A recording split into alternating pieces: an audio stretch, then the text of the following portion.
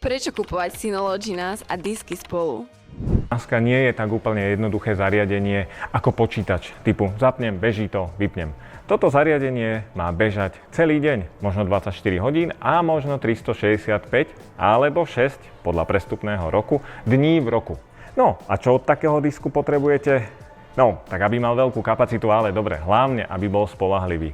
No a ako si vyberiete disk do stanice Synology? No jednoducho tak, že si od špecialistu na sieťové disky kúpite aj disk Somarina.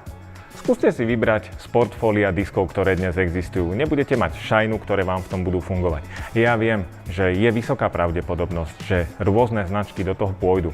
Ale tu máte istotu, že keď to do toho vložíte, je to optimalizované na túto nasku. Má to automatický upgrade firmwareu disku. Má to rôzne kontrolné mechanizmy na to, aby vaše dáta boli v bezpečí. No a samozrejme garanciu toho, že budete mať dáta uschované tak, ako v bavlnke.